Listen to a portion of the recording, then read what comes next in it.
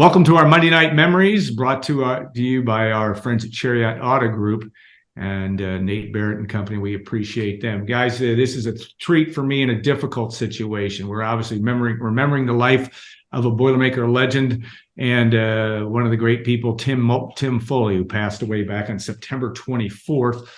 A All-American for Purdue, but from every account, as good a teammate, if not better teammate than he was player, and a better person. And we've got some guys on this Zoom call today that remember him well, played with him, and many have had an opportunity to follow his career and his life from Purdue forward. So I'm going to start. I'm kind of trying to make sure I introduce everybody as we go, and I'm going to start even because Bob, you're on the phone, we're going to start with you. Bob Dillingham. Bob graduated in '68, or his last season of eligibility was '68. He would have graduated in '69.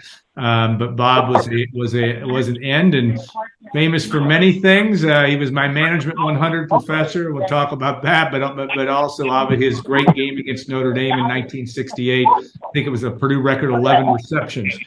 And Bob, I talked to you offline on this, but just one of the, you had recorded something back in the days of Management 100 where there was an interview with Tim Foley, not long, if at all, when he graduated from Purdue, and of course your days at the Cranbrook School. But talk about just the kind of guy that Tim was and what you remember, and also maybe a little bit about that video that I think, as I recall, was really a thank you to his parents. Well, he always talked fondly about his parents, and he's an adopted kid. Yeah. And I don't think he's actually a born entrepreneur, but his father was an entrepreneur, and I think he picked up a lot of that from his dad. But just about any time he talked about who he was and how he got to be doing what he's doing, he gave Mayor and his dad a lot of credit. Called his mom Mayor, short for Mary, obviously. I remember Tim, we recruited him to the Fiji house. No comments from the Delt guys in there, please. But he ended up being president of the house. I mean, that says a lot about anybody. And he's a compassionate entrepreneur, if you can ever sum up somebody in 2 words, but bigger than life. And I'll never forget so many interactions, so much fun. Actually, Tim was an usher in our wedding back in 1968. Got married right before our senior year. But, gosh, I mean, it just flows. But I certainly remember the first time I saw Tim after his illness got a hold of him. It just broke my heart. I mean, you could just see so many differences, and that's a awfully mean situation to be serving your last years. But just too many things to say about him. And I'm glad to hear your guys' voices, and it feels really good to be in the huddle. Yeah. Well said. And we think Mike Phipps may be joining us, which is a good thing. But Don Kiepert, I'll go to you. Sure. Obviously a quarterback, Johnstown, Pennsylvania. Number 1 in your hearts, number 10 with his jersey. That was the lowest number you could have in those days. But talk about, again, you had an entrepreneurial career as well, and still are having it, I think. But talk about your relationship with Tim and what that was like, and what lessons you learned from having experiences with Tim Foley. Well, maybe I'll start with a little bit of a somber note, because I live in Florida now, and I would go up and visit Tim. And the last couple of times I visited him, the decline was dramatic, and it was sad. I'd sit on his deck for 3 hours, and he couldn't speak. He couldn't put words together. but he would probably understand 10% of what I was saying. And but instead of talking about Hollis as a football player, I like to talk about Tim as a man. I was fortunate to have Tim as roommate at the Disney house a couple of years, and so I knew him pretty well. Tim was, of all the people I've ever met in my life, he was the most inspirational person I've ever met. He was full of God's love, and he shined a light. I think we have a lot of, I don't know. Hey, Bob, I don't know if you can mute your phone. I think it's that noise is coming from you, potentially. That's better. Yeah, there you go. Good. So I was just going to say. I'm at the golf course. Sorry. That's all right. Just put it on mute and I'll call you. Yeah, there you go. I got you on mute now, I think. So go ahead, Don. I was just saying, I want to talk about him as a man. I mean, he was the most inspirational person I've ever met. He was full of God's love, and he shined a light full of that love to everyone he met. He always tried to make everyone he met feel better. And that's why he was so successful at Amway, and being one of the top salespeople at Amway.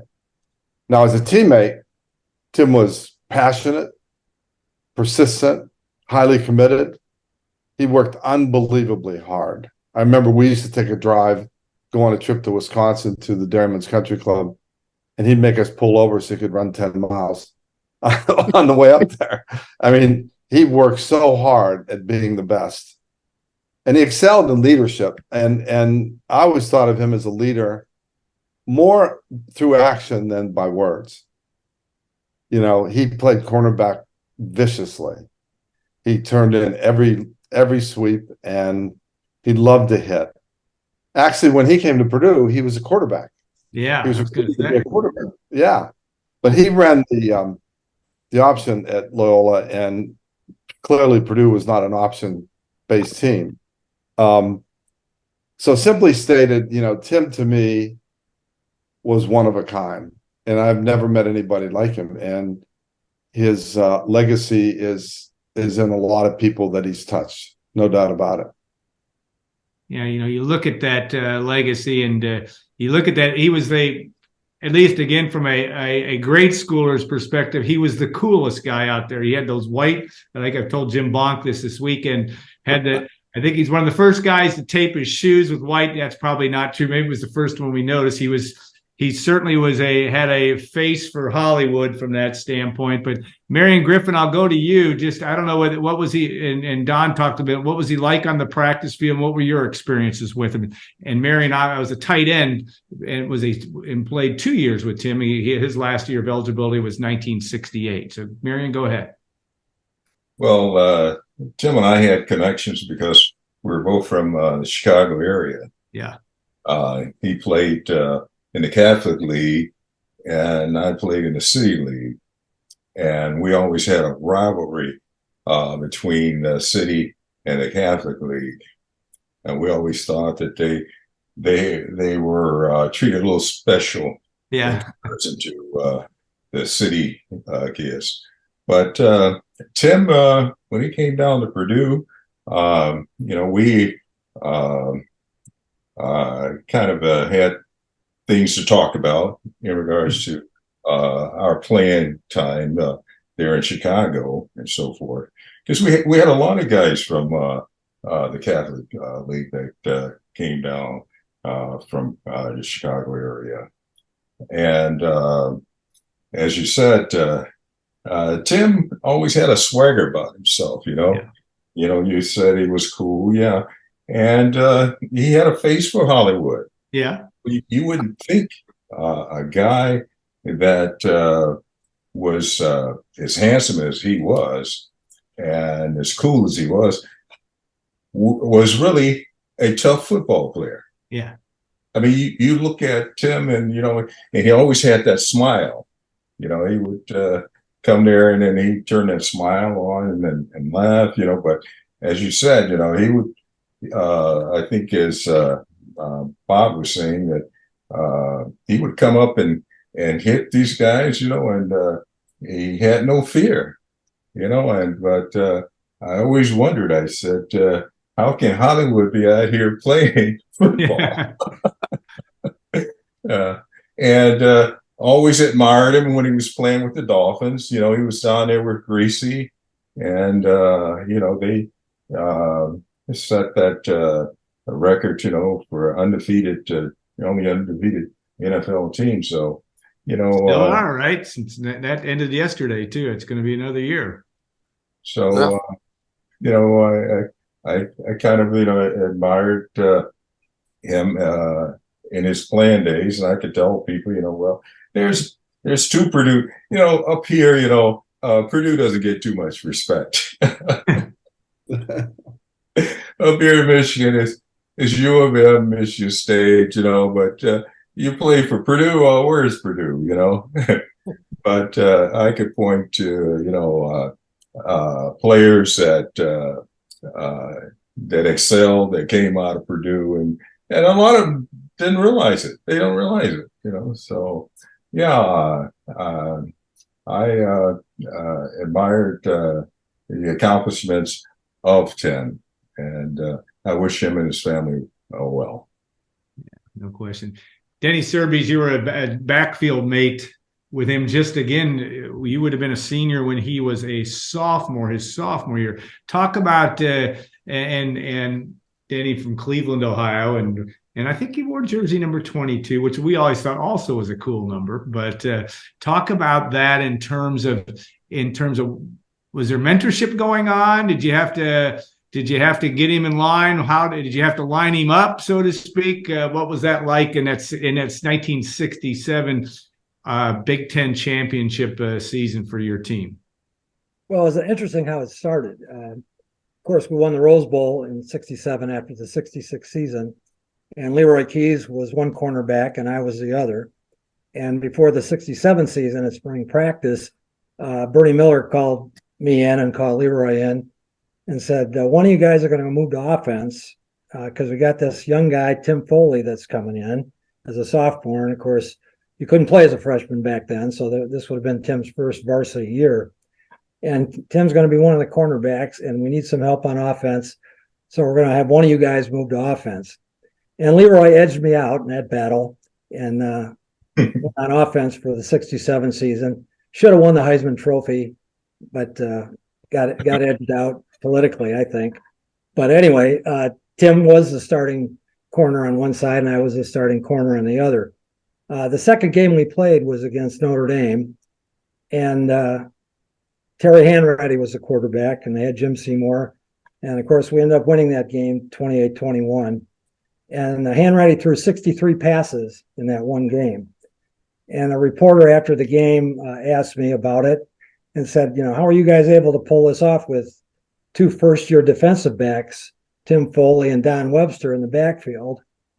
And, they're inexperienced. And I said, after playing in a game with 63 passes, nobody's inexperienced. Yeah. That's probably more passes than a lot of Big Ten teams threw in a season back then. So it was quite an outcoming, I guess, for those two guys, and for Tim particularly. I think he intercepted a pass in that game, and so did Don. And, of course, we went on from there and ended up winning the Big Ten championship and having a great season. And certainly Tim, when you talk about mentorship, there wasn't a whole lot I could teach Tim Foley. He was just a naturally gifted athlete, did everything well. We used to laugh a lot about Bernie Miller's coaching techniques. Yeah. His famous expression was shitbird. And if you did something wrong, usually you save that term for the opposing players. But if you did something wrong, you were a shitbird. So, that was the way it worked. But I felt fortunate to be able to play. I started 2 years. And 1 year, the opposite cornerback was Leroy Keys. And the second year, the opposite cornerback was Tim Foley. So I was in great company those 2 years. And again, a great season, a great time. And those two guys and others, Mike Phipps, of course, who was a sophomore as well. That was his first year as a varsity player. And we had a tremendous offense that year and a tremendous defense. So we really had a great team. Yeah, that's pretty good company to have those two with Leroy Keys, and then to to Tim Foley and your defensive backfield. Still, I think the hand-ready 63 passes stood for a number of years, for over almost 20 years. I think Jack Trudeau broke it, and then Dwayne Haskins broke that record in the famous Tyler Trent game here 5 years ago that Purdue won. All right, I'm Jim Bonk. You're a tough offensive lineman, and again, you were 2 years as senior, and you have done a lot over the years to keep the band together, so to speak, in terms of cultivating relationships. This is a pretty social group anyway, from my estimation over the years. But talk about that role, that experience with Tim and what that was like. And also just that legacy that Jack Mollenkopf brought to all you guys and the success that this program had during the 60s. You know, you think about the only school, I think, still in history to have 4 podium finishes in the Heisman Trophy between Leroy Keys, Mike Phipps, and Bob Greasy. Pretty impressive, rarefied air for Purdue football. Thanks, Alan. It sure was. And as Dennis said, we were classmates, so we were the old men on the team. We were both seniors, and we didn't know what to expect, because you go to the Rose Bowl the previous year, the rules back then didn't allow a repeat. So we were like, what are we playing? Not what are we playing for? But there were only 4 bowl games, and of course we were not eligible for any of them. And being an offensive lineman on the left side of the ball, my main job was to keep guys like Mike or previously Greasy's.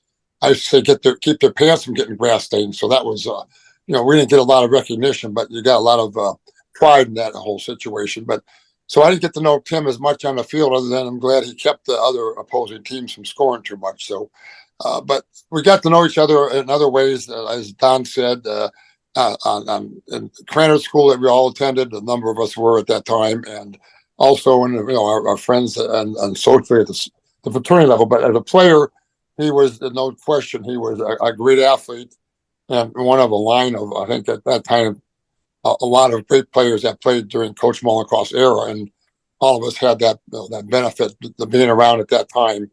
And as I said, he was just an individual, as a great person. I remember one time we used to go out on the night before out there with Morris Bryant and stay out there at the motel. And I guess Tim might have gone to Jack. I don't know this for sure, but Donnie, you may know. He apparently, we used to have the priest from the Newman Center would come out on Saturday morning before the game and say mass for those Catholics who wanted to go to church. And so I didn't go to Catholic school. I'm from Cleveland, Ohio, where Dennis was from. So we're a bunch of steelmaker town. But the point is, he would be the altar boy. He would help the priest during mass services for those Catholics that would go to church. And that's just the nature of how he was. He was just that kind of an individual. But again, as a leader on the team, we were seniors, and have a sophomore of his level come in and compete and perform like he did with 2 veterans. Dennis forgot to mention another teammate, Bob Corby, another one who lost recently, who was the other D-back when they put Leroy on offense. And I'll be honest, Griff, you can to testify. This was so great to have Leroy. It was an honor to block for a guy like he and Perry Williams, because it made our job easier. Of course, you were a receiver, but my job was having my hand in the dirt all the time, as they say now. But it made us look pretty good when those guys got the ball. The last thing you mentioned was about the era during Jack Mollenkopf's time. I think we all benefited from that experience. We all talked about how not only did we have a great football experience during those years, and we were blessed to have with the Rose Bowl team and the Big Ten championship team, but also the fact that this group here has great character as well as great experience in life, being successful. I mean, every one of these guys on this call has had great success in life as well as on the football field. And that, to me, was the real benchmark by which Purdue at that time, and hopefully it comes back to that these young men that come here are here for that reason. They have a successful life after Purdue. So, and that being said, I'll turn it back to you, Alan. Thank you. Yeah, I think that your group is the personification, certainly, of that. All of you as a collective of the success that you've enjoyed as individuals and the difference that you've made. Bob Dillingham, I'll go back to I don't know what how many discussions you'd had with Tim over the years, but with the opportunity to be in a situation where, and I'm going to see if you can unmute. I'm not 100% sure you're going to be able to, but Bob, if you're there and you can unmute, go ahead. And if not, we'll go on to the, you know what, while I'm working on Bob, I'll go back to Don Kiepert. Just, you talk about the difficulty, and you guys all, have had to deal with that concern of CTE and things that could cause problems just by the way the game was played and the way it's still played. Folks have to always worry about that and that role. But talk about, do you have any experience with Tim of how, as he was going through the process, how things, not necessarily how things changed, but how did he face that and knowing where he was and what he had to deal with? Tim would come back for some games, and every year I would see him. It was progressively getting worse, and it started with short-term memory loss, and then a form of dementia, and then it kept getting worse and worse. And I remember when Pamela, who was his partner, who basically partner for life. I mean, she's an amazing person that became his partner 15 years ago. Yeah. And he was supposed to go down on the field. This one I knew it was really significant, the problem. And she said to me, will you take Tim down to the field? Because he won't remember how to get back here. Yeah. So that's when I kind of knew that it was really had deteriorated. And Tim played cornerback. I mean, he was an all-pro cornerback. I mean, seriously. And what he did, his trademark was he would come up so hard and take on those guards running those sweeps, and he'd use his head, I'm sure. And, when you play football in the pros that long and you're using your head, this is where CTE comes from. And it's just sad because he contributed so much to so many people. I mean, his evangelistic approach to Amway was worldwide. I mean, worldwide. He opened up Europe. He opened up South America. He had his own plane. He would go and meet with people in their homes, and there was no one better at doing that inspirational work than Timmy. And he was humble too, very, very humble. It was never about Tim. I remember he gave the commencement speech for our senior year, and there was not a dry eye in the house because he talked about being adopted and how difficult it was for him to tell Chief and Big Mare how much he loved them. Yeah. And he gave an amazing speech. And then I hired him once. I was running a company to be the motivational speaker at a sales meeting, and he came in and just knocked the ball out of the park. And we had 80% women in there, and they all wanted to know if he was married. Yeah. One of them said, "I don't really care," but I don't know. But no, Tim, I said, one of a kind, and I miss him already. I feel like his spirit is in me, and I'm glad we're going to do a celebration of life thing up in St. Augustine coming up. But he will be sorely missed. Yeah, and I know Mike Phipps, who I think we're having a hard time connecting. I know Mike was also involved with seeing him in his last days as well as. And I don't know, Don, if you can speak to that at all. And I know that you can't necessarily speak for Mike, but I don't know whether there was any crossover for you guys in terms of experiences. Mike and I went up to visit him, and I'm so glad I did, because literally it was maybe a month before he passed on. And he was couldn't speak. He had aphasia, and Pam had to take care of his feeding, and it was just, you could see that there weren't many days left. But nevertheless, when he sat on the deck and we talked about old war stories, you could still see that smile. And Tim had like an award-winning smile. I mean, you never forget it. And his eyes glistened. So you knew you were connecting a little bit. But he lived a full life. And he did a lot of philanthropic work too. I mean, humanity, where he built homes down in Guatemala.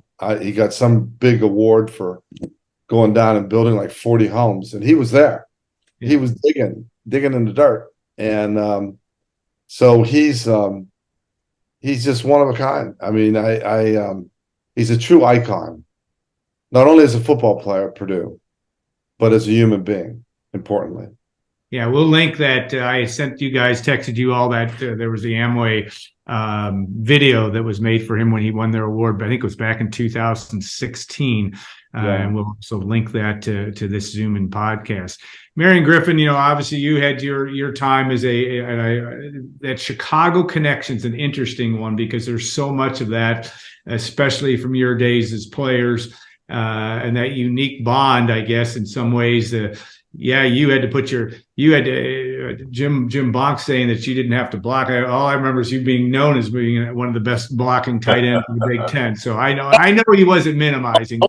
So, but I'm giving Jim a hard time. But talk about not only the Chicago bond, but that importance of that pipeline of really good players. I mean, obviously, even later on, Keena Turner came from vocational tech, and of course Otis Armstrong and Daryl Stingley from their area, and many more from there. But talk about that pipeline and how you guys all, there had to be some common thread of getting interested in Purdue University, playing as a schoolboy in Chicago. Well, when we were playing in Chicago, and we would see articles whereby they were covering certain outstanding players coming out of the Catholic League and so forth. Yeah, it was kind of interesting because to arrive there at Purdue and meet some of these guys that you kind of read about and played against, because they would have the Chicago Prep Bowl, which you would have the Catholic, the championship ship for the city based on the champion for the Catholic League and the champions for the City League. And we would always go down there and get blown out by the Catholic teams. And it was kind of unique to arrive there at Purdue and meet some of those guys, and talk to them about things that occurred there when we were playing. And when you have what they say, a homeboy, you get that's my homeboy there, Yeah. And, so we had that kind of connection, and as Don would say, he had that infectious smile, and he had that swagger where you kind of, when you met the guy, you couldn't help but like the guy. And even if he was from the Catholic League, yeah, that's fair enough. Yeah, and when he came and stepped in as a cornerback, and played outstanding for us, you kind of appreciate it. That's my homeboy. And there was times, do you need a ride back to Chicago? Yeah, I'm leaving, and you can catch a ride back. So that was the other kind of connection we had. But we didn't. After I left Purdue, I did not have that connection with Tim, except for like what we now have. Maybe a homecoming, or we're invited back. For some sort of special event or something like that. But I could understand what the Hawk is saying about Tim, and it's nice that they had that personal relationship. Yeah, no doubt. And the Hawk, by the way, for those of you, is Don Kiepert. It's for those of you that are keeping score or watching closely. But we could have changed your name there, Don, to that. I always thought that that was a cool nickname. Danny, you look at this, and I don't know if any of you can speak to one thing I didn't know about Tim Foley is that he was a singer and he actually produced I don't know if he produced an album or some level of a single. Any of you guys? I'll start. Danny, I don't know if you were aware of that or if you ever saw that in the locker room. Probably as a sophomore in the locker room, he wasn't courageous enough to start singing in front of the seniors, I'm guessing. But tell me about any if not that, what's a thing that about Tim Foley that you might know or somebody that needs to be told from your perspective? Well, I think most of it was, I did not know he was a singer. And I think back in the 60s, nobody had the guts to sing in the locker room. His hit was in 1979, I believe. And that was a hit. He produced an album. That's all I read that. I didn't know it either, but go ahead. I don't think guys sang in the 60s in the locker room. That just wasn't. In any event, I did not know that about Tim. But as everyone said, there's so many examples of Tim being just a gracious person and a person that just went out of his way to do things for others. I'll give one example of that. I'd gone to Vietnam and I'd gone back to Purdue to get my master's. I ended up in Detroit, Michigan, working for Ford Motor Company. And Tim was playing for the Dolphins, and they were in town playing the Detroit Lions. And I had talked to Tim on the phone before the game, and I told him I was coming to the game and was bringing my son. And he said, well, stop by and see me after the game. And I said, sure. So we went to the game, and of course they beat the Lions, and went to the stood outside the locker room by the buses waiting for those guys to get dressed and to come out.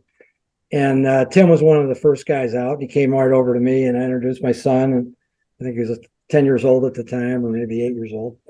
In any event, Tim says, come on, we should come in the locker room. Bob Greasy came out around the same time. So they took us both in the locker room.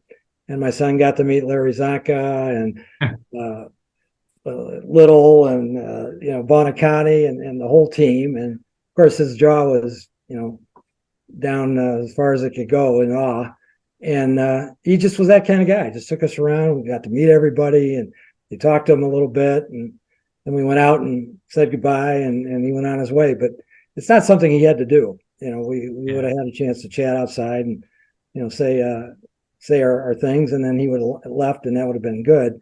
But he took the time to take us in the locker room. So that it's just, again, another example of the way he was as a person. And, nobody will forget that. My son still remembers it. Yeah. And Jim, and I'm going to go to you now. As we age, we all have to deal with our friends that, go on to the next life. And that's a hard thing when you lose Leroy Keys and you lose you lose a John Charles of this group as well. There's many others, and I don't mean to leave anyone out. But Jim, just talk about that, and just in terms of the past. It's a bittersweet thing because there are so many great memories that you guys produced as players, even more as friends throughout the years, I'm guessing.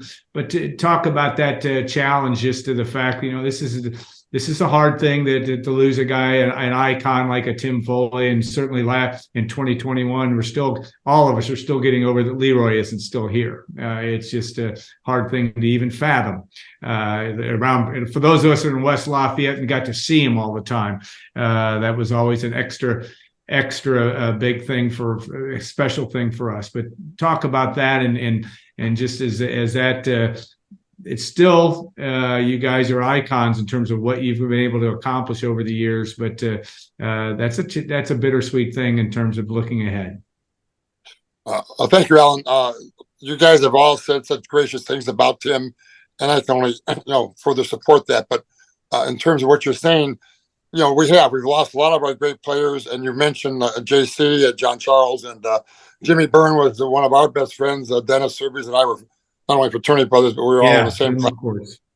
Jim suffered, unfortunately, the same disability that Tim went through with CTE and dementia issues. And we lost him about Dennis saw 3 years ago now. Yeah. And it's an unfortunate pattern for guys our era. But there's others from our team that we think have got Ed Flanagan, a couple years older than us, just passed away. And we understand that he's donated himself or his body to research. So it's a point from when we all played. But with regards to the people passing and the teammates, God, it's hard to remember there's so many guys that we were all friends with and socially. And I'm going to correct one thing. Marion did the block, and all I did as a tackle was just post the guy up. He would his right hand and seal it down. Really was the guy that gave Leroy the room to get that 22 toss. Yeah, there you go. Anyway, but that being said, in all due respects, really, it was a greatest time in our minds for Purdue football. We had such character, great players, and Tim was a classic example of that, probably the classic example. I mean, if there was ever an award for courage and leadership, it should be named the Tim Foley Award in all due respects. And frankly, I think that's something we should talk about, because that era of guys, and not to diminish anything that's going on past our years, but that was a great group of people. There was a period of time when Purdue football was on top and was respected, and not only in the players, but to say famously, to the content of their character, and that definitely was part of our trademark. So, thank you again, Alan, for doing this. It was a great time to get together with all these guys. Well said. All right, I'm going to give everybody at least one more shot down the room. Any other last words that you'd like to interject into this, and so thankful for your collective time this afternoon. But Don Kiepert, I'll start with you. Alan, thank you for doing this, because Tim's memory, we want to hold on to that. Yeah, no question. I think you mentioned the team, and Jimmy is right on the mark. Jack recruited character. It wasn't always the best athlete, but it was the best character. And Tim had character off the charts. And a lot of the other players were the same way. And that was his formula for success. And Jack was, for me, playing football at Purdue gave me so much so that I could launch my career. And I'm so appreciative of that, because the competitiveness, working hard, being on a team, all of that stuff is what you need in business. So I feel blessed to have been part of it. I really do. So. Well said, Marion. Any parting shots? Well, I appreciate hearing the personal side of Tim. Yeah. Which I wasn't aware of, and it makes me even more, respect for the guy. Giving me even more respect for the guy, for Tim, our teammate, that was able to do some of these things, and it's been, a learning or informational type of thing that when I think of Tim, I can associate those things to him. So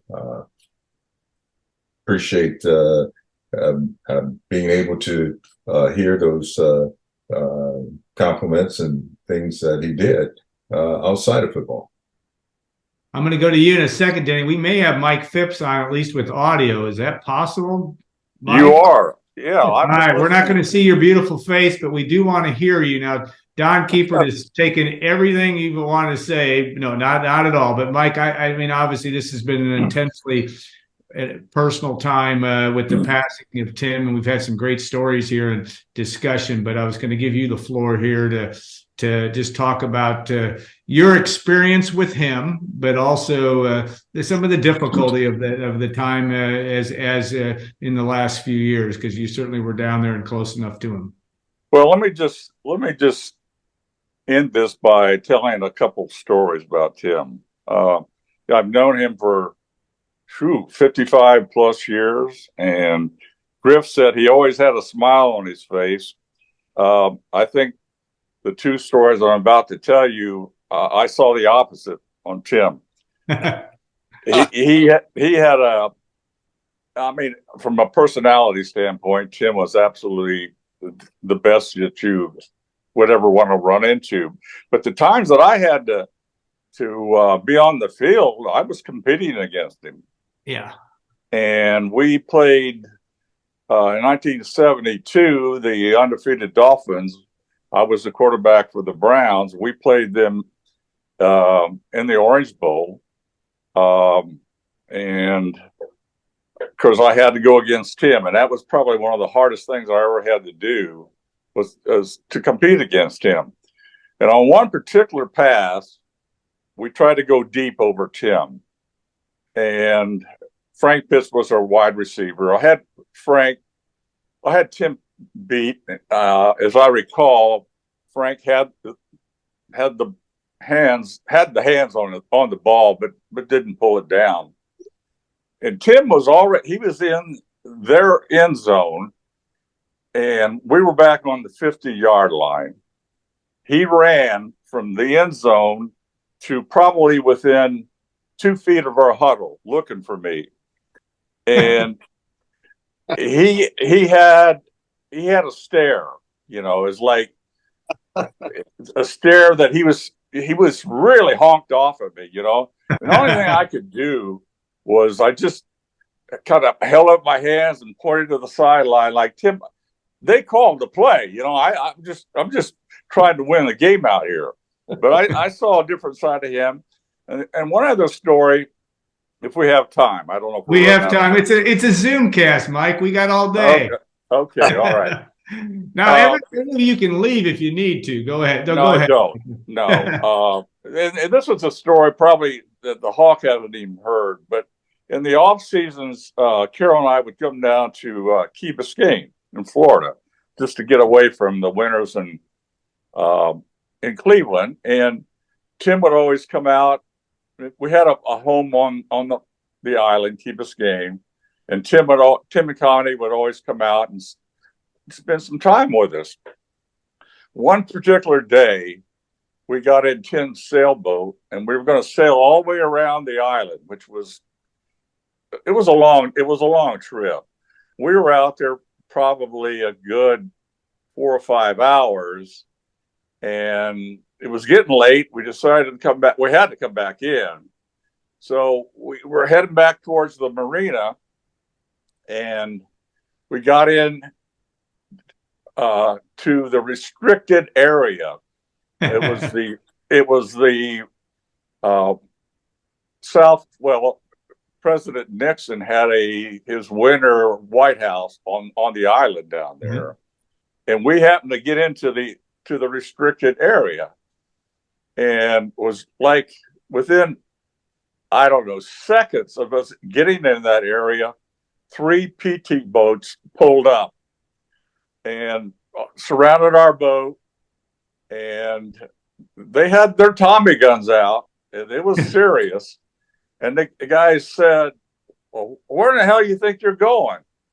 And I opened my mouth and said, "Well, anywhere the wind blows us." And Tim looked at me. He says, "Phipps, just shut up and let me talk."